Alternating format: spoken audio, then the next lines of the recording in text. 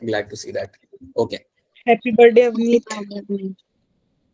ठीक है, चलो, I'll start the screen share and you should be able to see the screen in a matter of minute. Okay, sir.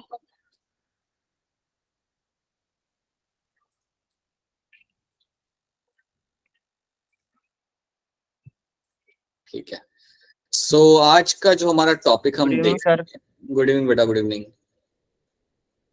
सो आज का जो हमारा टॉपिक समझेंगे, तो पहले हम ये समझेंगे कि अगर आपका एग फर्टिलाइज नहीं होता तो क्या होगा। देखिए, आप ये बात आप समझ चुके हैं यहाँ तक। अगर हम इसको पहले से देखें तो आपका जो आपका विंड होता है वहां पे आपका ओवम आता है, और ओवम आने के बाद वो करेगा आपका फर्टिलाइज। ओवम आपका वहां पे फर्टिलाइज होगा स्पर्म के साथ, और फर्टिलाइजेशन होने के बाद आप जानते हो कि आपको वहां पे जायगोट बन जाएगा, और वो जायगोट आपका फिर धीरे धीरे ट्रैवल करेगा into your towards the uterus, और यूट्रस में जाके वो हो जाएगा इम्प्लांट। यूट्रस में पहुंचने के बाद आपका ये जो जायगोट होगा वो आपका इम्प्लांट हो जाता है, राइट। हम जानते हैं कि वजाइना क्या होता है, that is something we know. यहाँ पे आपका स्पर्म के थ्रू आप डिपॉजिट करते हो, आपके सॉरी पीनस के थ्रू आप स्पर्म्स को यहाँ पे डिपॉजिट करते हो। देन यू नो कि अगर का जायगोट बन गया, then zygote will move towards the uterus. ये हमने देखा था पिछले क्लास में, आपका यूट्रस मूव करेगा और अल्टीमेटली वो जाके वहां पे कर जाएगा implant. So implantation happens in the uterus, right. And इसके बाद तो याद सिंपल ये रखना है कि इसके बाद आपका गेस्टेशन पीरियड चालू हो जाता है। आप जानते हो कि आपका zygote will turn into embryo, और एम्ब्रियो और यूट्रस के बीच में आपको यहाँ पे कनेक्शन देखने के लिए बन जाएगा, ठीक है।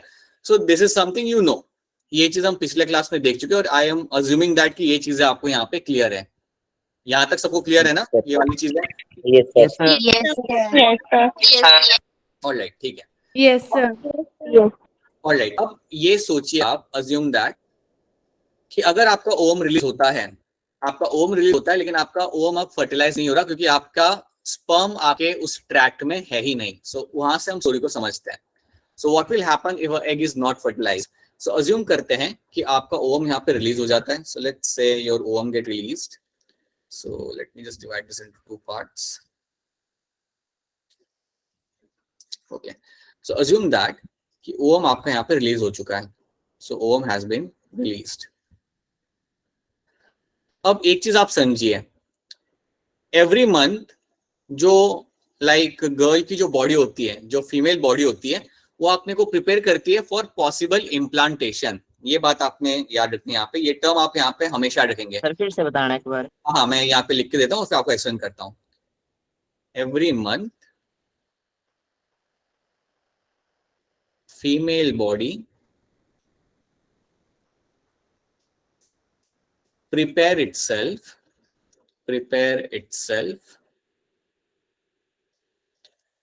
for possible implantation। ये सेंटेंस को हम यहाँ पे समझते हैं। इसका मतलब यहाँ पे क्या होता है, हर महीने जो फीमेल बॉडी होती है वो अपने आप को प्रिपेयर करती है पॉसिबल इम्प्लांटेशन के लिए। मतलब बॉडी हमेशा हर महीने अपने आप को प्रिपेयर इसलिए करेगी ताकि अगर आपका फर्टिलाइजेशन हो जाता है तो वो इम्प्लांट उसे कर सके यूट्रस के अंदर। तो एक बात तो आप जानते हो कि जब हम इम्प्लांटेशन की बात करते हैं तो आप इतना तो आप क्लियरली आप समझ सकते हो कि आपका इम्प्लांटेशन आपका होता है यूट्रस के अंदर। सो बेसिकली होता क्या है कि हर महीने आपका फीमेल बॉडी जो होता है वो यूट्रस को डेवलप करता है। सो यूट्रस अंडरगोज डेवलपमेंट।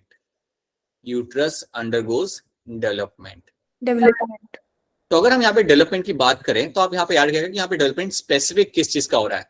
तो यूट्रस में आपको मिलेगा देखने के लिए, there will be a inner lining और inner wall of the uterus is called as my endometrium. So आपका जो इनर वॉल होता है आपके यूट्रस का, उसे हम बोलते हैं यहाँ पे आपका यहाँ पे endometrium. So you have something known as endometrium. और अगर हम प्रिसाइसली बात करें तो एंडोमेट्रियम ही वो जगह है जहां पे आपका इम्प्लांटेशन करा जाता है, ठीक है। तो जो आपका एंडोमेट्रियम होता है इसको हम करते हैं डेवलप। तो याद रखना, हर महीने आपकी body, female body is going to develop the endometrium, right. So there will be a development of the endometrium which will be happening. तो अगर हम बोले कि डेवलपमेंट मतलब क्या, तो इसका आंसर यहाँ पे होगा कि एंडोमेट्रियम के अंदर आपको टिश्यूज ऐड होंगे, कई सारे नए टिश्यूज यहाँ पे बनाए जाएंगे। सो टिश्यूज विल बी एडेड। सो कई सारे नए टिश्यूज यहाँ पे ऐड किए जाएंगे, राइट। कई सारे ब्लड वेसल्स बनाए जाएंगे। हाँ जी बेटा बताइए, बोलिए। No sir. ओके, ठीक है। सो विल फाइंड कि यहाँ पे आपके टिश्यूज ऐड किए जाएंगे, यहाँ पे आपके ब्लड वेसल्स बनाए जाएंगे। सो कई सारे नए ब्लड वेसल्स यहाँ पे बनेंगे, कई सारे नए। सर एक बार फिर से रिपीट करना। हाँ जी बेटा, कौन सा वाला पार्ट? सर यहाँ से डेवलपमेंट से। हाँ ठीक है, सुनो देखो एक बात आप यहाँ पे समझो। एवरी मंथ आप जानते हो कि आपका ओम रिलीज होता है, ठीक है। अब बॉडी को तो पता है नहीं कि स्पर्म आएगा या नहीं आएगा, लेकिन वो हमेशा अपने आप को ऐसे तरीके से प्रिपेयर करता है कि पॉसिबली स्पर्म आ गया तो इम्प्लांटेशन करना पड़ेगा। इस कॉन्टेक्स्ट में आपकी बॉडी अपने आप को प्रिपेयर करती है। So understand this thing. Ovum आपका हर महीने आपका रिलीज होगा, और ये दौरान जो फीमेल बॉडी होती है वो अपने आप को प्रिपेयर करती है किस चीज के लिए? For the possible implantation. Body अपने आप को इस तरीके से प्रिपेयर करती है कि समझो अगर स्पर्म आया तो हम सही तरीके से फर्टिलाइज करके जायगोट को इम्प्लांट कर पाए। इस तरीके से बॉडी अपने आप को हमेशा हर महीने प्रिपेयर करेगी, चाहे स्पर्म आए या ना आए। बॉडी ने अपने आप को हर महीने अपने आप को प्रिपेयर करना है, ठीक है। अब क्वेश्चन यहाँ पे ये है कि वो प्रिपरेशन क्या होती है, तो उसका आंसर यहाँ पे ये है कि आपका जो यूट्रस होता है, यूट्रस के अंदर आपको डेवलपमेंट देखने के लिए मिलेगा, ठीक है। पहली चीज आप याद रखना कि यूट्रस के अंदर आपको डेवलपमेंट देखने के लिए मिलेगा। बीइंग मोर प्रिसाइज, ये डेवलपमेंट कहाँ मिलता है? सो एक इनर वॉल होती है आपकी यूट्रस की जिसे हम बोलते हैं एंडोमेट्रियम। सो एंडोमेट्रियम के अंदर आपको डेवलपमेंट देखने के लिए मिलता है। तो अगर आपसे कोई पूछे कि यार ये डेवलपमेंट होता क्या है, सो आप बोलेंगे कि वहां पे कुछ टिश्यूज ऐड किए जाते हैं, कुछ नए टिश्यूज वहां पे ऐड किए जाएंगे, और वहां पे नई blood vessels, so new blood vessels will sir be, एक क्वेश्चन था। सो टिश्यूज एंड, एक सेकंड बेटा, tissues and blood vessels will be sir बोल रहा है एडेड ओवर कुछ। हियर। हाँ जी बेटा, बताइए अपना क्वेश्चन, बोलिए। सर जो इम्प्लांट होता है जाइगोट का, यूट्रस के अंदर वाली बॉल में कैसे होता है? बिकॉज दैट्स इनरमोस्ट वॉल में आपका इम्प्लांटेशन होगा। अगर आप देखिए, हम जब यूट्रस को ऑब्जर्व करते हैं ना, सो उसका इनरमोस्ट वॉल जो आपकी रहती है वो एंडोमेट्रियम ही होती है, और उसके अंदर ही आपको वहाँ पे इम्प्लांटेशन होता है। अगर आप ये सोच रहे हो कि सर इम्प्लांटेशन के लिए वो अंदर कैसे जाता है, ये सर। हाँ, अगर आपका ये क्वेश्चन है तो मैं आपको इसको शॉर्ट में बताऊंगा बेटा, डिटेल में नहीं बता पाऊंगा आपको मैं ये, क्योंकि अगर मैं आपको डिटेल में ये बताऊंगा ना तो पूरा लेक्चर थोड़ा अलग चला जाएगा। सर आप क्या बता दो। राइट, सो हाँ ठीक है। तो अज्यूम करो कि ये मेरा यहाँ पे वॉल है, this is the wall of the uterus, that's the endometrium lining, और तुम्हारा यहाँ पे आपका जायगोट यहाँ तक पहुंच गया। सो अज्यूम दैट आपका जायगोट यहाँ तक आपका पहुंच चुका है। अब इसको यहाँ पे अपने आपको अंदर इम्प्लांट करना है। तो अगर आपको इम्प्लांट करना है, या तुम ऐसा सोचो कि अगर एक सॉइल है, सॉइल के अगर आपको एक पेड़ लगाना है, एक छोटा सा प्लांट लगाना है, तो आपको पहले सॉइल को निकालना पड़ेगा ना थोड़ा सा, you have to take out the soil, right, yes sir. Then only you can keep your plant inside. तो यहाँ पे क्या होता है, आपका जो जायगोट होता है ना, उसकी जो आउटर वॉल होती है, आउटर वॉल जो होगी वो आपके इनर वॉल जो होती है एंडोमेट्रियम की, उसको वो मंच आउट करती है, उसको वहां से थोड़ा सा निकालती है, ऐसा समझो उसे वो थोड़ा सा खुरेदेगी वहां पे। सो व्हाट विल हैपन, आपकी ये जो जायगोट होता है इसकी एक आउटर लेयर होती है, उस आउटर लेयर को हम बोलते हैं यहाँ पे एज अ प्रोफोब्लास्ट, ठीक है। उसको हम बोलते हैं यहाँ पे प्रोफोब्लास्ट, TROPHOBLAST, दैट्स आउटर लेयर। और ये आउटर लेयर आपका ये जो इनर वॉल होती है इसको मंच आउट करता है। मंच आउट करना थोड़ा सा उसे निकालता है, निकाला इसलिए जाता है ताकि आप उसे इम्प्लांट कर सको, ठीक है। तो ये आउटर लेयर आपकी बेसिकली हेल्प करेगा आपके जायगोट को वहां पे इम्प्लांट करने के लिए। मैं यहां तक ही आपको बताऊंगा, इसके बियॉन्ड क्या होता है, that is something will understand someday, you will understand that later, but इतना आपको यहाँ पे याद रखना है, ठीक है। सो आपका ट्रोब्लास्ट जो लेयर होता है आपका यहाँ पे, वो हेल्प करता है आपकी इनर वॉल को निकालने के लिए, थोड़ा सा वहां से मंच आउट करने के लिए, ताकि वो जायगोट को वहां पे इम्प्लांट कर सके। So this is something you will be finding happening. ये समझ आया आपको यहाँ पे? Is this clear to you? Yes sir. Yes sir. अब हम वापस यहाँ पे आते हैं। सो एंडोमेट्रियम के अंदर आपका यहाँ पे टिश्यू ऐड होगा, यहाँ पे आपके ब्लड वेसल्स यहाँ पे ऐड होंगे, तो आपका एंडोमेट्रियम काफी बड़ा हो जाएगा और काफी थिक हो जाएगा, right. So you will find endometrium के अंदर जब टिश्यू ऐड कर रहे हो, ब्लड वेसल ऐड करते हो, it will become much more prepare. तो ये डेवलपमेंट आपको याद रखनी है, ये डेवलपमेंट आपकी होती है एंडोमेट्रियम के अंदर, ठीक है। अब आपने अपने आप को कर लिया प्रिपेयर, एंडोमेट्रियम ने प्रिपेयर कर लिया किस चीज के लिए?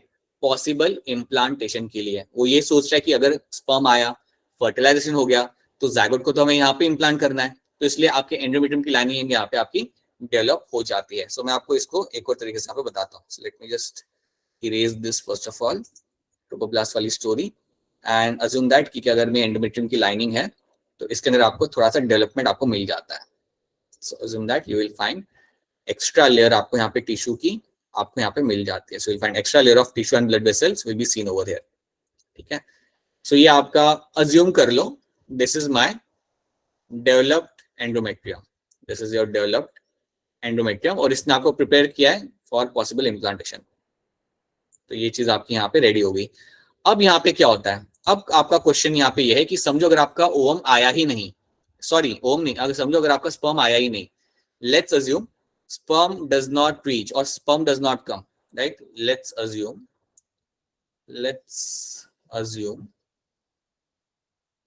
sperm is not present, right? अगर आपका sperm वहां पे नहीं आता, ठीक है, obviously if there is no sexual intercourse there won't be any sperm.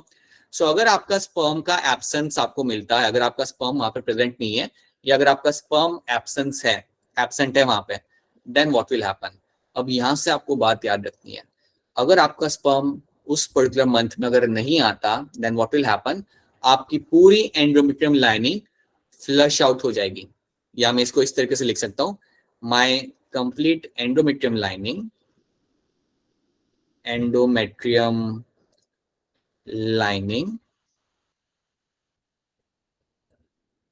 Will get sloughed off, या मैं कहूंगा will get flushed off. Sloughed off ज्यादा बेटर टर्म है, विल गेट स्लॉग्ड ऑफ। अब स्लॉग्ड ऑफ का मतलब क्या होता है, यहाँ पे निकल जाएगी पूरी की, जो मैंने डेवलप किया था, जितना मैंने डेवलपमेंट किया था टिश्यू का, ब्लड वेसल का, वो सारे का सारा वहां से निकल जाएगा। So the complete endometrium lining will gate removed, या सिंपल टर्म के ले सकते हो आप, that it will gate removed. और ये रिमूव कब होगी, जब आपका वहां पे स्पर्म प्रेजेंट नहीं होगा, जब आपको दिख रहा है कि आपका स्पर्म तो आ नहीं सर एक बार फिर से बता लो। हाँ, वापस सुनो, देखो इतना पहले आपने समझ लिया कि आपके एंडोमेट्रियम की लाइनिंग डेवलप हो गई, इतना क्लियर है आप लोगों को, ठीक है, डेवलप की गई है वो भी आपको क्लियर है। अब सोचो कि आपका वो महीने में आपका स्पर्म आया ही नहीं, the sperm has not come over there. तो अगर आपका स्पर्म नहीं आ रहा, देन ये सब डेवलप करने का कोई मतलब ही नहीं रहा, राइट? वो वेट करेगा, आपका एंडोमेट्रियम डेवलप करने के बाद एक टाइम तक के लिए वेट करेगा, और अगर स्पर्म वहां पे नहीं आता, राइट, अगर फर्टिलाइजेशन नहीं होता, बेसिकली अगर आपका कोई फर्टिलाइजेशन नहीं होता ओवम के साथ, देन व्हाट विल हैपन, ये पूरी एंडोमेट्रियम की लाइनिंग आप निकाल दोगे, it will get sloughed off. Sloughed off मतलब निकल जाना वहां से, इट विल गेट रिमूव। और अगर ये मेरी पूरी लाइनिंग अगर यहाँ से निकल रही है, then it should be coming out from the vagina. पहले वो सब छोड़ो, पहले मुझे ये बताओ, यहां तक स्टोरी समझ आ रही है कि मेरी एंडोमेट्रियम की लाइनिंग क्यों निकल रही है वहां से? ये क्लियर है? एंडोमेट्रियम की डेवलपमेंट का क्या काम होता है? किसका? सर एंडोमेट्रियम की डेवलपमेंट का क्या काम होता है? डेवलपमेंट का काम ये होता है कि समझो अगर फर्टिलाइजेशन हो गया और तुम्हारा अगर जायगोट वहां पे लग गया, तो जायगोट को भी आपको नरिश करना है।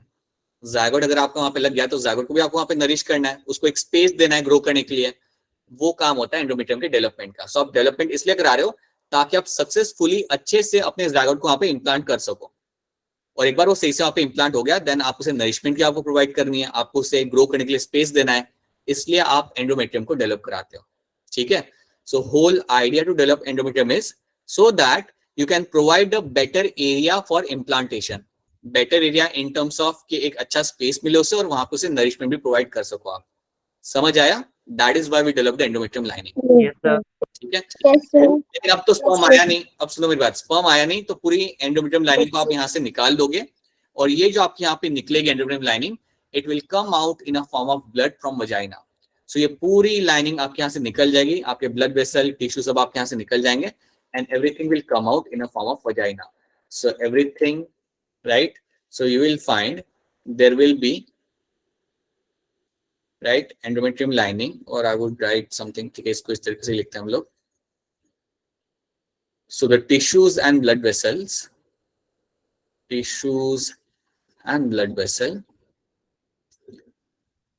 will come out, will be coming out in a form of blood.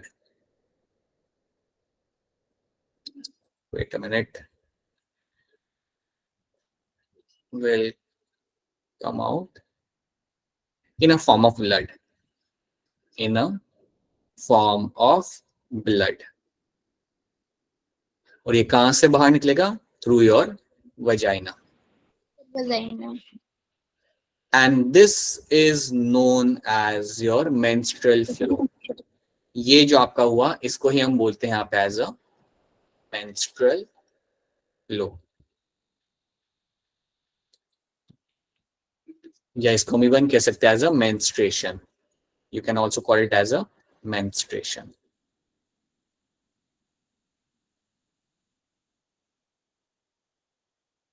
सो ये चीज आपको यहाँ पे याद रखनी है कि ये जो भी आपका ब्लड और टिश्यू है ये आपका बाहर निकलेगा through vagina, and that is called as my menstrual flow, और you can call it as a menstruation. And this is something happens every month. ये इवेंट आपका हर महीने होता है. This is something which will be happening every month. तो आप ये चीज याद रखना कि एक फीमेल बॉडी के अंदर जैसी एक फीमेल एक सर्टेन एज अटेंड करती है, अज्यूम दैट एक फीमेल की एज वो अटेंड करिए around 12 to 13 years of age, right? As soon as she attains the 12 to 13 years of age, this reproductive cycle start.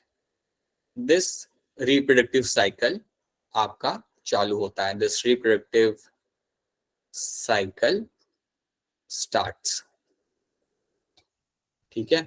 और इस साइकिल में यही होता है, हर महीने आपका ओवम बनेगा, इसको रिलीज किया जाएगा ओवम को, और उसी दौरान आपका एंडोमेट्रियम को आप डेवलप करोगे.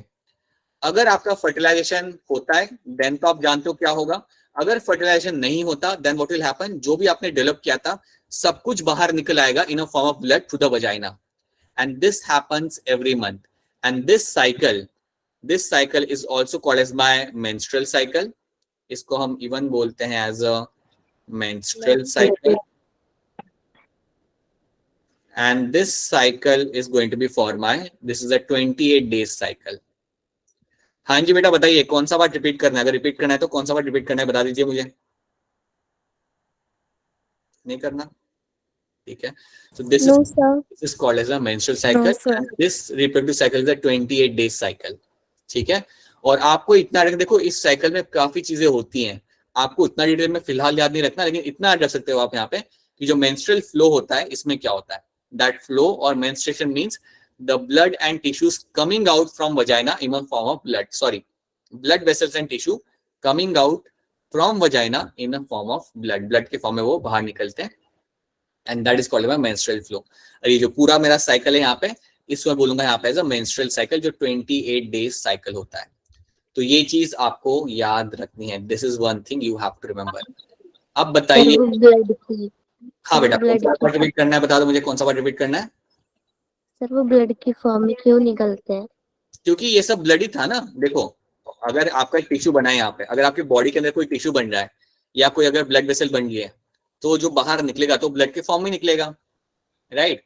ब्लड वेसल्स है वहां पे, उसमें ब्लड होगा, टिश्यूज है वहां पे भी आपका ब्लड सप्लाई होता है. तो जब वो बॉडी के बाहर निकलेगा it will always be in a form of blood only, है ना. सो दैट इज व्हाई अगर आपके बॉडी में से अगर मैं कुछ 4-5 लाइक टिश्यूज को ऐसे निकालूं आपके बॉडी के अंदर से, सो ऑब्वियसली उसके साथ ब्लड भी मेरा बाहर आएगा, क्योंकि जब टिश्यूज निकल रहे हैं तो ब्लड वेसल ब्रेक हो रही है, राइट. जो ब्लड वेसल बनाई गई थी वो भी ब्रेक हो रही है ना. तो जब वो बाहर निकलता है so it will always come in a form of your blood, right. And that is called as your menstrual flow. That will be happening every month in a female body. तो क्या ये वाली स्टोरी आपको यहाँ पे समझ आ रही है सबको? sir. सो ये आपको होना चाहिए, ठीक. सर मेल्स में कब होता है start sir sperm formation? Sperm formation as soon as the boy hits a puberty, as soon as the boy hits a age of around like let's say 12 to 13 years of age, right, you will find the sperm formation will happen. So आपके testis के अंदर sperm formation आपका चालू हो जाएगा, right. sperm वहां पे बनेंगे और वहां से निकल के वो कहीं पे स्टोर होंगे. क्या आप मुझे बता सकते हो स्टोर कहाँ पे होते हैं sperm बनने के बाद?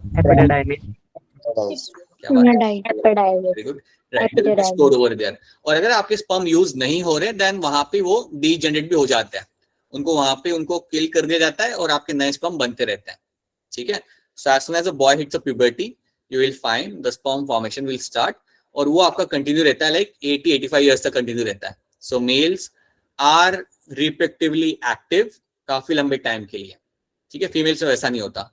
फीमेल्स में the girls remain active until only 50 to 55 years तक के एज तक. उसके बाद she can not gate conceived, she can not become pregnant, right. She can not gate conceived with the child.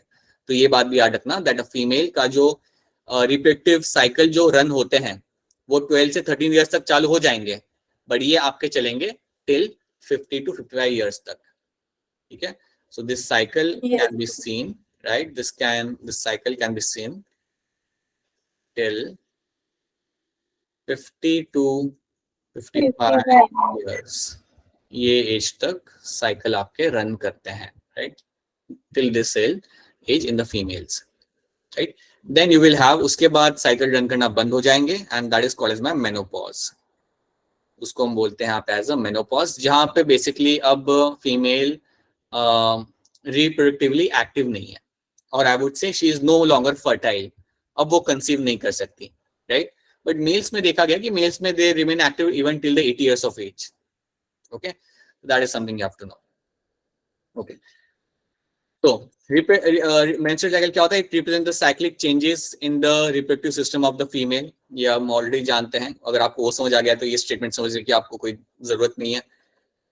Menstruation क्या होता है? Menstruation means the breakdown and removal of the inner thick and soft lining of the uterus. Tissues and blood vessels. हाँ जी, breakdown and removal of the inner thick and soft lining of the uterus along with the blood vessels in a form of your vaginal bleeding. This is called as my menstruation, या हम even ऐसे कह सकते हैं, even इसको बोल सकते हैं as a menstrual flow. So ये चीज आपको इसके अंदर याद रखनी है. So that is one thing you have to know. ठीक है सर, अगर मेंस्ट्रुएशन नहीं होगी तब क्या होगा? वापस बोलिएगा बेटा, एक बार फिर बोलिएगा. अगर मेंस्ट्रुएशन नहीं होगी तो? Yes sir. ठीक है. Again, a very good question. Assume that there is a girl, right? She is married and every month she is undergoing the menstruation. Every month she is getting menstruation. She is, let's assume she is in her 26 years of age and she is married, and every month she is having this menstrual cycle, right? She is having the menstrual flow. उसे हर महीने menstrual flow हो रहा है काफी normally. अगर किसी महीने अगर उस लड़की को menstrual flow नहीं होता, so let's assume there is no menstrual flow. If there is no menstrual flow, right? तो ये एक इंडिकेशन है. This is an indication of pregnancy. So this is going to be the indication. ये होगा आपका यहाँ पे indication. This will be the indication for what? For your pregnancy. ये बात याद रखना. So अगर किसी, like if a female, she is married and पता चलता that she is no longer having any kind of menstrual flow, तो surely that means that कि fertilization हो चुका है और आपका zygote भी implant हो चुका है. क्योंकि अगर आपका zygote implant हो रहा है वहां पे, तो आप फिर उसको निकालोगे ही नहीं. आप endometrium की लाइन को क्यों निकालोगे? आप उसे वैसे ही मेंटेन करोगे, right? So this is an indication of your pregnancy. समझ आया? Is this clear to you? Yes, sir. If there is no menstrual flow, then that can be indication for a pregnancy, right? Sir वो parturition के बाद फिर से start हो जाएगा फिर? वापस बोलना. सर वो फिर से स्टार्ट हो जाएगा पार्टुरेशन के बाद? एग्जैक्टली, पार्चुरेशन के बाद एकदम से स्टार्ट नहीं होता. पार्चुरेशन के बाद अराउंड 6 months के बाद you will find that again it will start. Yes, she can attend the normal cycle. Yes, that is something you will find happening. Okay, so this is something you have to know. And menopause में मैंने आपको यहाँ पे समझा दिया. The last menstruation which occurs at the age of 50 to 55 years of age marks the end of the reproductive period, and that is called as your menopause in the females. तो इतनी information आपको याद रखनी है. अगर आपको इतनी information याद रहती है, then I think you can all answer the right kind of question they will ask you. ठीक है. So ये चीजें आपको यहाँ पे याद रखनी है. और मैं इसका एक राइटअप भी आपके साथ शेयर कर लूंगा, आप उसे पढ़ सकते हो अगर आप चाहो तो. वैसे आपकी एनसीईआरटी आप उसे ही फॉलो करते हो, but I'll just share something additional with that. If you want, you can have a look at that. ठीक है. So I hope now menstruation is clear to all of you. ये term सबको clear है यहाँ पे?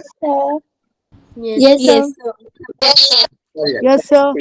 Yeah, so basically we are done with the everything. We have like in terms of male reproductive parts, हमने सारी चीजें देख ली. हमने male reproductive system देख लिया, female reproductive system देख लिया. After that we have also understood कि आपका ये क्या होता है, what is my gestation period, what is my parturition. हमने ये भी देख लिया कि जब आपका फर्टिलाइजेशन होता है तो उसके बाद इवेंट्स आपके क्या होंगे. हम जानते हैं कि फर्टिलाइजेशन आपका होगा फेलोपियन ट्यूब में, इम्प्लांटेशन आपका होगा यूट्रस के अंदर, राइट. वहां पे आपका जायगोट डेवलप करेगा एम्ब्रियो के अंदर, and then embryo will develop into the foetus.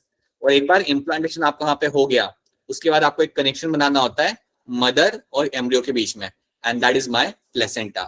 Placenta भी हमने देखा, उसका रोल क्या होता है वो भी हमने यहाँ पे देख लिया, right. And then we have also understood that what is my gestation and what is my parturition. And along with that हमने एक और टर्म यहाँ पे आज सीख लिया कि अगर आपका एग फर्टिलाइज नहीं हो रहा, देन आपकी बॉडी में क्या होता है, right? So we have also understood every month cycle which is your menstrual cycle, so that is also something we have understood very clearly over there. तो ये चीजें आपको इसके अंदर याद रखनी है, राइट? प्लीज आप एनसीईआरटी जब भी आप पढ़ेंगे, अगर आपको कोई चीज समझ नहीं आ रहा है ना एनसीईआरटी में पढ़ते समय, तो उसकी आप फोटो खींच के भी मुझे भेज सकते हो कि सर ये टर्म्स या ये सेंटेंस समझ नहीं आया, तो मैं आपको तुरंत वहां के वहीं आपको वो चीज समझा दूंगा, ठीक है?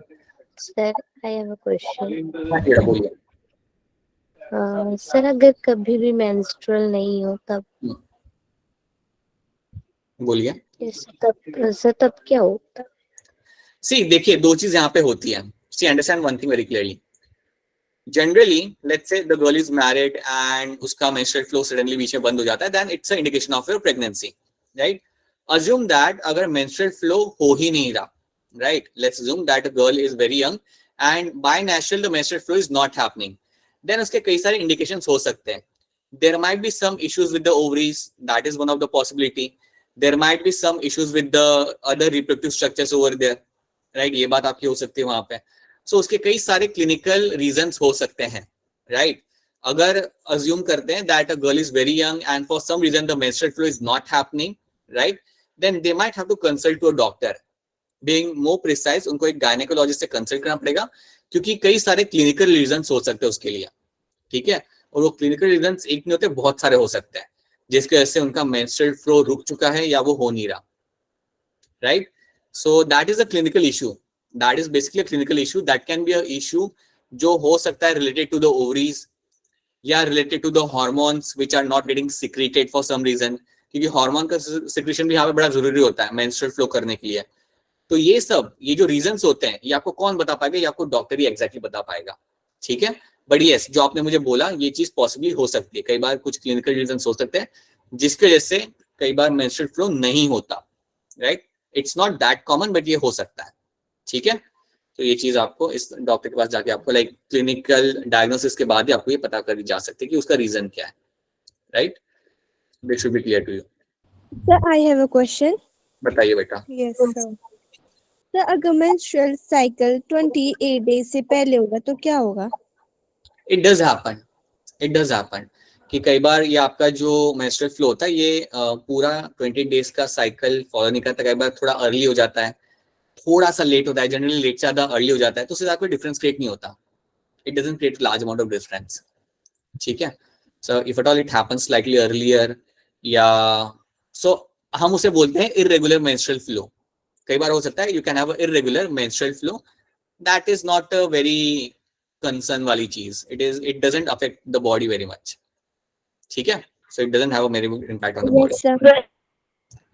ठीक है? Right. Anyone has any other question?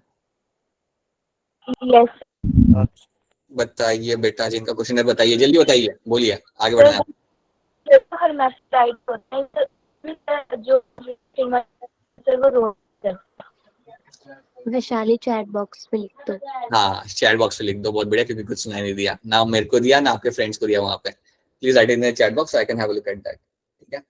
So I will just have a look at the chat box. कुछ नहीं, अच्छा, ओके, ऑलराइट, ठीक है, चलिए आगे बढ़ते हैं। नाउ जब तक आप क्वेश्चन लिख दो, जैसे आपको क्वेश्चन आएगा तो I will answer that question. Till then let's talk about the reproductive health. अब इस टर्म के अंदर बेसिकली हम लोग यहाँ पे बात करेंगे about the sexually transmitted disease. तो इनके बारे में हम लोग यहाँ पे बात करेंगे। Will try to understand them, generally हम उन्हें यहाँ पे समझेंगे एंड उन्हें हम इवन समझेंगे उनसे हम कैसे प्रोटेक्ट कर सकते हैं। So will try to see that. So जब भी हम बात करते हैं सेक्सुअली ट्रांसमिटेड डिजीज की, so they are the disease which are spread by sexual contact from an infected person to a healthy person. So assume that there is a person who is infected. If somehow there is a sexual intercourse between the infected and the healthy person, अगर दोनों के बीच में कोई sexual contact होता है, then ये disease आपकी spread हो सकती है। सो याद रखिएगा, सेक्सुअली ट्रांसमिटेड डिजीज कई सारी होती है, you have number of example for that, पर याद रखना आपको ये है कि आपकी स्प्रेड कैसे हो रही है, it is happening because of the sexual contact. I think it make sense, इसलिए हम उसे सेक्सुअली ट्रांसमिटेड डिजीज कहते हैं, right? I can give you for example over here, like एक आप, हाँ जी, एक आपने नाम सुना आपका, that is your HIV AIDS, that is something you have heard of, it's and this सुनेंगे। देन और भी कई सारे आप, एक्वायर्ड इम्यूनोडेफिशिएंसी सिंड्रोम, Human. हाँ जी, so you can have a syphilis, एक आपका होता है, that is also one of the condition. इसको हम इतना डिटेल में समझेंगे नहीं सिफाइलिस को. You can also have something like gonorrhoea. So gonorrhoea एक होता है, सिफाइलिस होता है. HIV एड्स को हम थोड़ा सा डिटेल में समझेंगे हमारे चैप्टर के कॉन्टेक्स्ट में. सिफाइलिस और गोनोरिया के बारे में आपको इतना बता, अरे लास्ट वाला क्या लिखा? ग्लोरिया. बोल तो मैं स्पेलिंग बोलता हूँ, GONORRHOE, that's a gonorrhoea, right? GONORRHOE, so that is a gonorrhoea. So gonorrhoea and syphilis जो आपके यहाँ पे जो दो सेक्सुअली ट्रांसमिटेड डिजीज है ना, ये बेसिकली होते हैं because of the bacteria. They are happening because of the bacteria. ठीक है. और जो HIV हमारे सामने है, अच्छा क्वेश्चन आया नहीं अभी तक. और जो HIV हमारे सामने यहाँ पे है, HIV बेसिकली होता है आपका because of the virus. Yes. So will try to see. हम बेसिकली फोकस करेंगे HIV के ऊपर, इसको हम यहाँ पे समझेंगे. इस ग्रेड में आप HIV को समझते हो, इन दोनों को आप इतना डिटेल में समझोगे, बस इतना रहना, ये भी आपका एक STD है. ठीक है. So let's try to talk about the HIV, that is AIDS के बारे में यहाँ पे बात करते हैं, एक्वायर्ड इम्यूनोडेफिशिएंसी सिंड्रोम. ठीक है. सो पहले मैं HIV और एड्स अलग अलग होते हैं? हाँ, वही हमें यहाँ पे समझना है, वही चीज हमें यहाँ पे समझना है कि यार इनमें फर्क क्या होता है. Let's talk about HIV.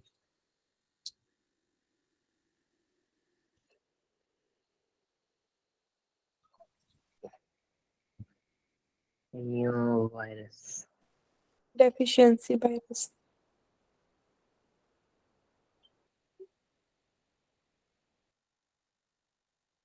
ये है आपका यहाँ पे full form, human immunodeficiency virus. अब मैं पहले तो ये बताऊंगा कि ये करता क्या है. समझिए, बॉडी में आपका वायरस एंटर किया because of the sexual contact, ये आपके बॉडी में एंटर किया, तो ये करेगा क्या? ये जाके आपके WBC को जाके करेगा टारगेट. ये जाके सर आगे विशाली का क्वेश्चन आ गया, क्वेश्चन आ गया. देखें, just wait a minute. Sir, in the body of hermaphrodite are also clear menstrual cycle. नहीं बेटा, उनके अंदर नहीं होगा, राइट? उनमें जो साइकिल होता है ना, उसे हम मेंस्ट्रुअल साइकिल नहीं बोलते, और वो ह्यूमन जैसा तो बिल्कुल भी नहीं होता. ठीक है. जैसे हम एक hermaphrodite की बात करें, जैसे आपका let's assume earthworm, right? Let's talk about earthworm over here. So what will happen in the earthworm, that you will find that animal will make the gametes all the time, right? Ovaries के अंदर आपके ovum हमेशा बनते रहेंगे, और sperm थिका के अंदर आपके स्पर्म वहां पे बनते रहेंगे. They won't have this kind of menstrual cycle. ठीक है. That is something you don't get to find that happening. So in a hermaphrodite like your cockroach, you don't find that happening. या कोई दूसरा molluscan की बात करें जो hermaphrodite होता है, जिसमें male and female sex organ same होते हैं, उनमें भी ऐसा साइकिल आपको देखने के लिए आपको नहीं मिलता है. सर hermaphrodite क्या होता है? hermaphrodite मतलब animal which will have male and female sex organ in a same animal. Animal जिसके पास मेल एंड फीमेल दोनों सेक्स ऑर्गन आपको देखने के लिए मिल जाते हैं. सबसे बढ़िया एग्जांपल आपको मिलेगा उसके अंदर अर्थवर्म का. That is a hermaphrodite animal over here. ठीक है. Now okay. सर वो रिप्रोडक्शन कैसे करते हैं फिर? उनका तरीका बहुत अलग होता है रिप्रोडक्शन का. That is something will study someday later. NEET पढ़ने वाले हो आप? नीट पढ़ने वाले लोगे तो शायद हम लोग मिलेंगे आपसे, पॉसिबली मिलेंगे, राइट? सो तब देखोगे उसके अंदर कि वो कैसे रिप्रोड्यूस करते हैं. उनका बहुत अलग होता है, उस पर नहीं जाना अभी, तो ये मिस हो जाएगा. ठीक है. But they have a different way to reproduce. Alright, let's talk about human immunodeficiency virus. इसको हम समझते हैं. अब देखो यहाँ पे होता क्या है. आपका जो HIV का जो वायरस है, ये टारगेट क्या करता है? समझो आपके बॉडी के अंदर ये आ गया, राइट? बॉडी में आने के बाद ये आपका टारगेट करेगा आपके WBCs को. So they will target the WBC. So basically they will go and target one your white blood cell को जाके लोग करेंगे टारगेट. अब बड़ी इंटरेस्टिंग बात पता है इसमें क्या है? इंटरेस्टिंग बात यहाँ पे ये है कि एक बात आप समझो, यहाँ पे एक स्टोरी है, उसे आराम से समझो. समझो आपके बॉडी के अंदर, वायरस की बात को हटा दो, समझो आपके बॉडी के अंदर कोई बैक्टीरिया एंटर करता है. लेट्स अज्यूम तुम बारिश में पानीपुरी खाने कहीं बाहर चले गए. अब बारिश में पानीपुरी बाहर खाना is not a good idea by any means. ठीक है. आपने वो खा लिया, आपके बॉडी में कोई बैक्टीरिया आ गया.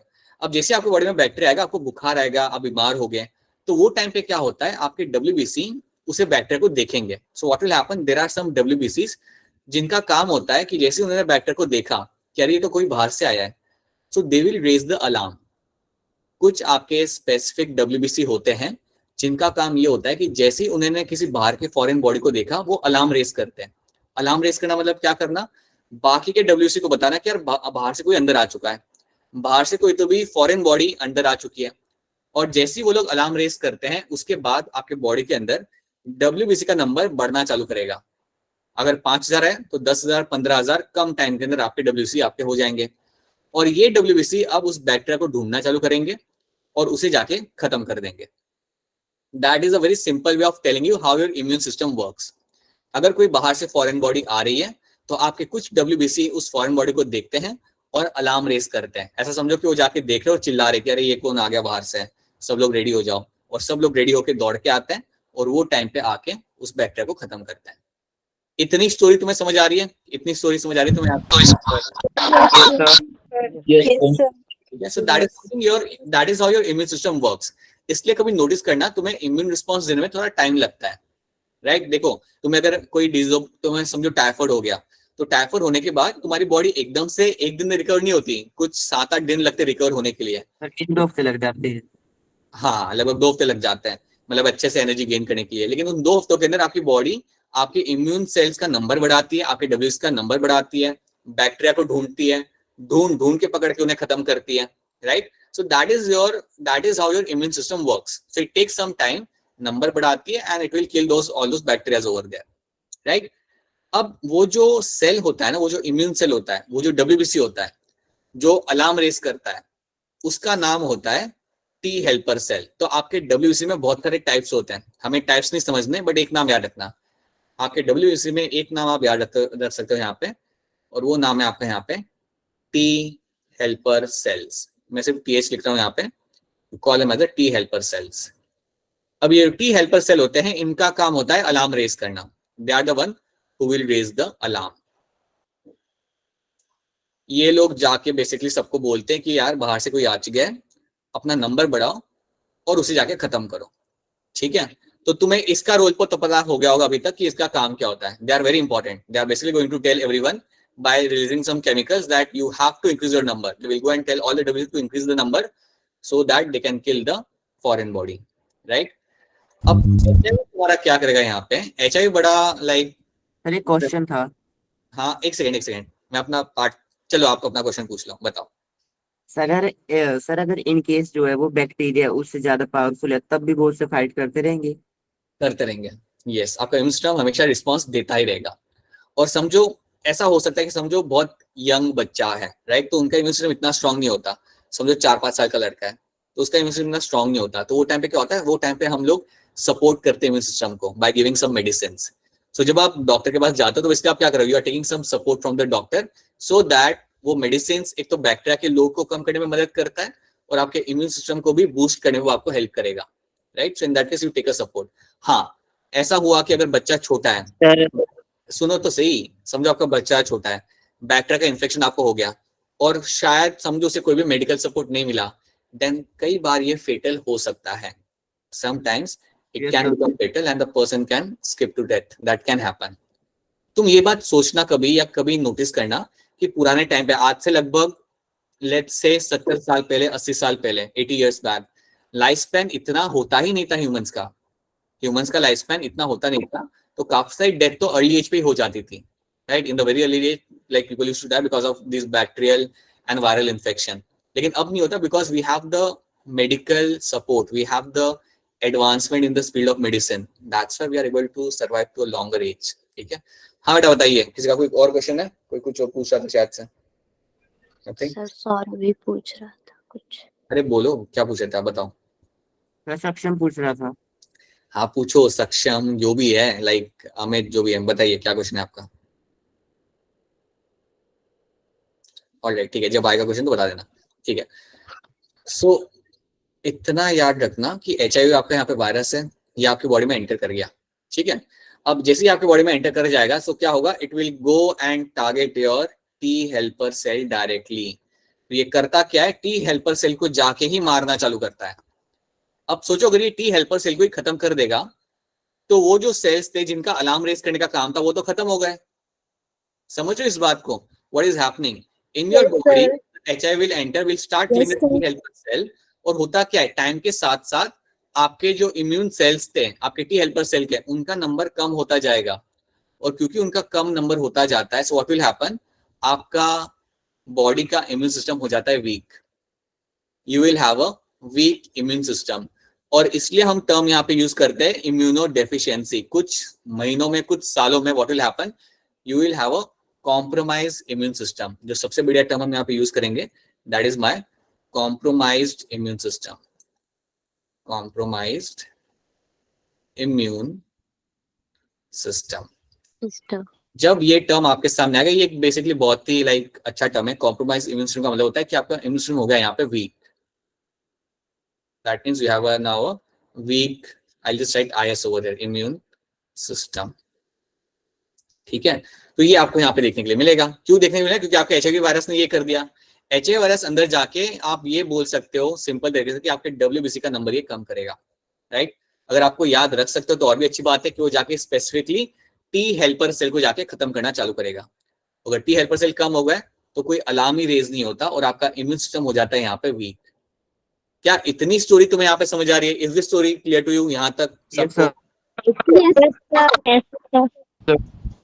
ठीक है, यस सर। ना है तो पूछ लेना, वापस कह रहा हूँ। अगर कुछ समझ आए तो प्लीज एंटर करके बोल दो कि सर समझ नहीं आ रहा, so I can repeat that thing to you. ठीक है, तो चलिए ये चीज आपके बॉडी के अंदर हो गई। अब हम समझते हैं यहाँ पे कि HIV और एड्स में फर्क क्या होता है।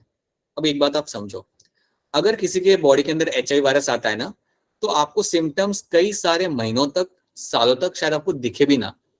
For several years you might not even see the symptoms. ये अपना काम करता रहेगा और आपको सिम्टम्स दिखेंगे भी नहीं, right. Someday you go for a blood test, right, and doctor finds something unusual, doctor आपको HIV टेस्ट के लिए सजेस्ट कर सकता है and you get to realize that you have a HIV। तो इसके सिम्टम्स तो एकदम से दिखते भी नहीं कई बार, you don't even get to see symptoms एकदम से। कई बार ये शख्स हमने अपना message.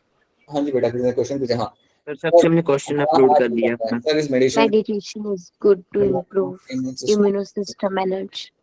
meditation helps in several ways, right, not precisely immune system, but overall your body के हेल्थ के लिए आपको अच्छा रहता है, राइट। बट ये बोलना कि इम्यून सिस्टम को बूस्ट मिल जाए मेडिटेशन से, that won't be a correct statement, but overall it helps you down. ये ओवरऑल आपके पूरे जो बॉडी का जो लाइक रेगुलेशन होता है आपके ब्लड फ्लो का and everything, that is something which actually helps a lot. Sir meditation क्या होता है? Meditation is something we will discuss that later, ठीक है। बट अपेरेंटली ये कर लेते हैं, वो बाद में हम डिस्कस करेंगे, नहीं तो ये चैप्टर खत्म नहीं होगा। और अगर किसी चैप्टर, सर हाँ बोलो। सर अगर किसी का जो है इम्यून सिस्टम जो है वो स्ट्रांग होता है तब भी उसे HIV हो सकता है। हाँ, अगर समझो एक person has a normal immune system, एक पर्सन जिसका इम्यून सिस्टम काफी नॉर्मल है जैसे सबका होता है, राइट, उसमें HIV वायरस आ गया, राइट, वो अपना काम करना चालू करेगा। देखो वो कर क्या रहा है, वो जाके उन सेल्स को खत्म कर रहा है जो अलार्म रेज कर रहे थे। It will start doing its work. So no matter how strong immune system you have, अगर HIV बॉडी के अंदर एंटर कर रहा है, देन वो आपके T हेल्पर सेल को वो अपना काम करना चालू करेगा, right, and it is a matter of concern. ठीक है, अब ये बात भी आप समझो कि अगर इम्यून सिस्टम को स्ट्रॉन्ग करना तो basically the best thing would be, ठीक है, मेडिटेशन, ठीक है, exercise is one of the thing which should be done by everyone. Along with that, what you eat also matters a lot. Something like your vitamin D, something like your vitamin C strongly influence your immune system. ठीक है, vitamin D, vitamin C आपका strongly influence करता है immune system को। Along with that, certain amount of iron and zinc also support your strong immune system, right? So that all you can get from a diet. ठीक है, that is going to support your immune system, right? Okay. Now let's talk about HIV over here. So समझो आपके body में HIV आपके यहाँ पे आ चुका है, वो अपना काम यहाँ पे कर रहा है। आपको सिम्टम्स एकदम से आपको दिखेंगे नहीं, you don't get to see symptoms over here एकदम से, you can see the symptoms काफी टाइम के बाद। So symptoms are delayed. Secondly, right over here that symptoms are delayed. Delayed मतलब लेट आते हैं। Symptoms are quite delayed over here. अब हम यहाँ पे सबसे मेन चीज यहाँ पे समझेंगे कि HIV और AIDS में फर्क क्या होता है। So let's understand the difference between the HIV and the AIDS. तो एक बात आप याद रखना कि अगर कोई पेशेंट को HIV होता है तो हम बोलेंगे that the person is HIV positive, right? हम ये नहीं बोलेंगे कि उसे AIDS हुआ है, right? तो क्वेश्चन यहाँ पे ये कि मैं कब बोलूंगा कि उसे AIDS हुआ है, right? If you get a case, अगर आपके सामने केस आता है और वो लिखा हुआ है उसके ऊपर आपके केस स्टडी के ऊपर कि this person is HIV positive, so HIV positive को हम एड्स वाला पेशेंट नहीं बोलते। पहले ये चीज याद रखना, this should be clear to you that if you get a patient who is HIV positive, then you don't say that he is suffering with AIDS. तो क्वेश्चन क्या है यहाँ पे कि हम कब बोलेंगे that he is suffering with AIDS? तो ये बात अब सुनो ध्यान से. अगर किसी को HIV है तो उसका इम्यून सिस्टम वीक होगा, इतना तो आप समझ सकते हो कि जिसको HIV होगा उसका इम्यून सिस्टम होगा वीक, राइट? अगर किसी का इम्यून सिस्टम वीक होता है ना तो उसके अंदर बाकी सारी बीमारियां होने लगती है. अगर किसी का इम्यून सिस्टम वीक होता है तो कई सारे दूसरे बैक्टीरिया, दूसरे वायरस, दूसरे पैथोजन आपकी बॉडी में एंटर करेंगे और वो रहना चालू करेंगे, क्योंकि उनके लिए तो आपकी बॉडी बहुत बढ़िया घर बन जाता है. अगर आपके बॉडी के अंदर, सोचो इस बात को, सेंस करती है बात, अगर आपकी बॉडी के अंदर इम्यून सिस्टम वीक है तो बाकी बैक्टीरिया के लिए तो काफी अच्छी बात है. जो HIV नहीं है, all those virus and some other bacteria can happily live inside the body. तो होता ये है कि अगर किसी को HIV होता है तो उसके साथ साथ अगर उसके अंदर आपको देखने के लिए मिलती है अलग अलग बीमारियां, समझो उसके अंदर आपको मिल रहा है देखने के लिए ट्यूबरक्लोसिस, जिसको मैं TB लिखूंगा यहाँ पे, या उसके अंदर आपको मिल रहा है देखने के लिए निमोनिया हो रहा है उस पर्सन को बार बार, अगर वो हो रहा है तो, या कोई अलग अलग बीमारी अगर उसके अंदर हो रही है, right? So such disease are called as my opportunistic disease. Opportunistic disease, ये सब बीमारियों को हम बोलते हैं यहाँ पे एज अ opportunistic disease. इनको, इसके नाम से ही आपको पता चलेगा कि जैसे ही इन बीमारियों को अपॉर्चुनिटी मिली, इन्होंने आपकी बॉडी पे अटैक कर दिया. क्यों मिली इनको अपॉर्चुनिटी? क्योंकि आपका इम्यून सिस्टम वीक था, तो ये आपकी बॉडी के अंदर आके रहने लगे. तो अगर आपको एक पेशेंट दिख रहा है जिसको HIV तो है ही है, बट उसके साथ साथ उसको ट्यूबरक्लोसिस भी हो रहा है, निमोनिया भी हो रहा है, कोई टाइप का कैंसर भी उसे होने लगा है, सो ऑल दोस कंडीशन अगर आपको वहां पे दिख रही है, then you will say the person is suffering with AIDS. So AIDS का बेसिकली यहाँ पे आप इस तरीके से डिफाइन कर सकते हो, HIV plus opportunistic disease, this condition over here can be called as your AIDS. ये टाइम पे आप बोलोगे that a person is suffering with AIDS, acquired immunodeficiency syndrome. और अगर आपको दिखता है पेशेंट, या अगर आपको एक केस मिलता है जो केस है आपके एड्स का, that means what? This person will no longer have a much more longer lifespan. Generally एक बार एड्स हो जाता है ना, उसके बाद लाइफ स्पैन 1 से 2 साल तक का ही रहता है, जनरली 2 से 3 साल मैक्स टू मैक्स, उसके बियॉन्ड नहीं रहता. You would find that person usually end up dying. ठीक है? सो HIV के साथ आप एक काफी लॉन्ग लाइफ स्पैन आप रख सकते हो, बट आपको अपना ध्यान रखना पड़ेगा. You have to take a super care of yourself and you can still have a longer lifespan with HIV. But अगर आपको ये सारी बीमारियां होने लगी, tuberculosis, pneumonia, cancer, right, then in that case you will say that a person is suffering with AIDS, and that is something which is a very last stage of this condition. ठीक है? तो याद रखना, HIV plus opportunistic disease is called as my AIDS. समझ आई ये वाला part? Is this part clear to all of you? Yes, sir. Yes, sir. Question था ठीक है? Yes, हाँ sir. बेटा बोल, कोई कुछ सर, ये क्यूरेबल नहीं होती है? नहीं, ये आपका क्यूरेबल नहीं होता. याद रखना, HIV किसी को हो गया तो आप उसे मैनेज कर सकते हो एक सर्टेन लेवल तक. This is not curable, right? HIV आपका क्यूरेबल नहीं होता. So yes, again I want to mention that, please know that this is not curable, this condition. और अगर किसी केस में जो है वो अलार्म मिल जाता है WBC को, तो सर वो फिर क्योर हो सकता है? ये आपका काफी अच्छा वो था कि अगर आप एक अलार्म अगर जनरेट कर सकते हो बाहर से, राइट, तो क्या इसे क्योर किया जा सकता है? That's a very good actually school of thought. काफी चीजें ट्राई करी जा रही है. We are trying number of therapies जिसके अंदर आप ऐसे कुछ केमिकल रिलीज करते हो जिसके थ्रू आप एक वो अलार्म आर्टिफिशियली जनरेट करने की कोशिश करते हो, राइट? बट ज्यादा सक्सेस यहाँ पे नहीं मिला है. कुछ ड्रग्स आपके बनाए गए हैं जो आपके वायरस को रैपिडली स्प्रेड होने से कम कर पा रहे हैं, right, but they are still not being very effective कि वो ट्रीटमेंट को कंप्लीटली क्योर कर दें. अभी तक वैसा नहीं हुआ है, right? That is not something which has happened right now, but still you can delay the process. Spread होने के जो प्रोसेस होता है उसको आप थोड़ा स्लो कर सकते हो, राइट? वायरस का जो ग्रोथ हो रहा होता है हर महीने, उसको आप थोड़ा स्लो कर सकते हो. That can be done, but yes, complete cure फिलहाल आपके यहाँ पे अवेलेबल नहीं है. ठीक है? बट फ्यूचर में hopefully we are very much sure that 30 years down the line you will have the cure hopefully. ठीक है?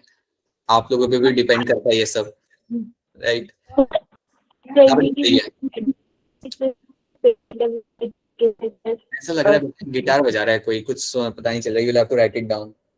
सर वैशाली की शायद नेटवर्क इशू होगा तो बोल रहा है। हाँ वही बेटा, नेटवर्क इशू आपके एंड पे। कोई नहीं आईडी क्या है सक्षम, व्हाट इज हैपनिंग, एलडी नी व्हाट इज हैपनिंग। अच्छा you are fighting over here. No sir, question पूछा था मेडिटेशन, तो मतलब बताया था इन्होंने ध्यान लगाना। अच्छा सर ये चैटिंग कर रहे हैं सर बच्चे, इधर इंस्टाग्राम की आईडी वाईडी मांग रहे हैं।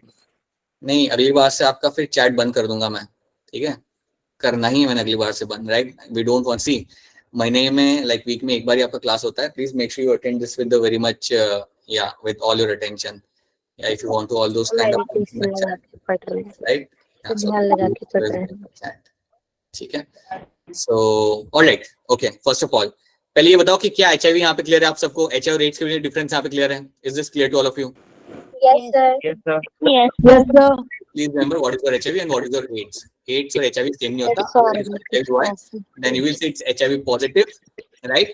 And if सॉरी you मैं कुछ start getting opportunistic disease, then you will say that a person is suffering with the AIDS. So that is how you will be like targeting the AIDS. So that's how you know that the person is suffering with the AIDS, right? With HIV, you can still have a prolonged life. HIV के साथ you can still have a prolonged life with certain like sir अपने कुछ chat box में लिखा। Now, sir, my aim is to find medicine of cancer. ठीक है, all right, great, बहुत बढ़िया.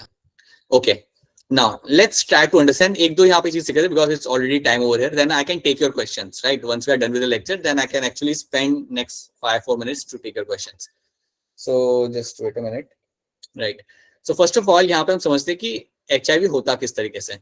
So one reason is going to be the sexual contact. So one common reason is going to be a sexual contact with your infected person, with the infected person. So that is going to be the one reason for your HIV/AIDS, right? Second reason आपका यहाँ पे हो सकता है blood transfusion. Blood donation. Transfusion. So that means अगर blood आपका है यहाँ पे contaminated, so blood transfusion की अगर मैं बात करता हूँ, यूरिन की अगर मैं यहाँ पे बात करता हूँ, क्या रखना, ब्लड आपका यहाँ पे होगा. अरे बेटा 2 मिनट रुक जाओ, just let me write it down, then you can tell me what you are saying. Contaminated, अगर आपका ब्लड यहाँ पे कंटैमिनेटेड होता है, कंटैमिनेटेड ब्लड का मतलब यहाँ पे होता है कि अगर उसके अंदर आपको वायरस के अगर आप प्रेजेंस है, और अगर वही ब्लड अगर आप ट्रांसफ्यूज करते हो, समझो कोई बहुत बीमार होता है, गवर्नमेंट हॉस्पिटल जाता है और वो लोग ब्लड आपको चढ़ाते हैं बिना ज्यादा चेकिंग करे, और अगर उस ब्लड के अंदर एचआईवी के वायरस के स्ट्रेन्स है, अगर एचआईवी वायरस उसके अंदर है, then that can also lead to the HIV condition. So second term याद रखना, that is a blood transfusion. एक और आपके यहाँ पे सेक्सुअल कांटेक्ट, एक आपका होता है यहाँ पे ब्लड ट्रांसफ्यूजन. वो ब्लड जो आपका यहाँ पे contaminated with your HIV virus. So in that case also you will find there will be a condition of your HIV AIDS. HIV आपको हो सकता है. Third thing can be your use of same syringe. Use of same syringe. तो basically यहाँ पे क्या होता है, ये जनरली देखा गया है ड्रग यूजर्स के साथ. People who use drugs, right, generally वो लोग इतना हाइजीन का ध्यान नहीं रखते हैं, they use the same syringe. और ये कंडीशन भी कई बार रीजन होती है फॉर द एचआईवी के स्प्रेड होने के लिए. That is again one of the very main reason for spreading of HIV. So basically people who are drug abusers, right, they use the same syringe all the time, and that time कई बार ऐसा हो सकता है that HIV virus एक person से दूसरे person में यहाँ पे ट्रांसफर हो जाए. So drug abusers are major victim of this kind of HIV. So this is something you find with the drug abusers or drug addicts. ठीक है, फिलहाल हम यहाँ तक ही रखेंगे. एक और इसके अंदर आएगा but we will not see that अभी, we'll do that later.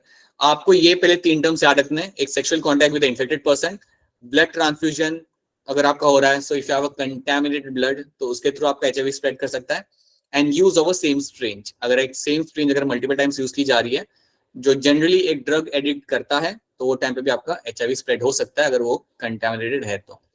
So these are the few things you have to remember in this. इतनी चीज मैं चाहूंगा कि आप याद रखें. तो पहले मुझे ये बताइए, हमने यहाँ पे एसटीडी के अंदर एचआईवी हमने यहाँ पे समझ लिया, राइट. इसके कॉज होता कैसे है वो हम यहाँ पे देख रहे हैं. How this actually spreads is something we are looking over here.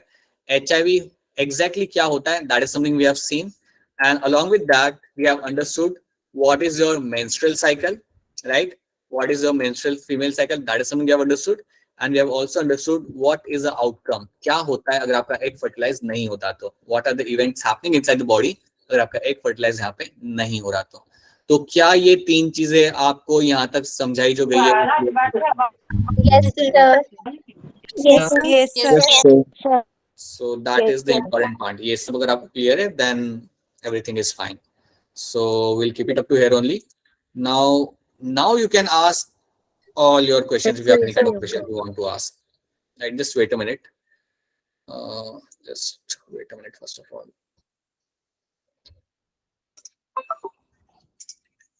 sir. Chat box.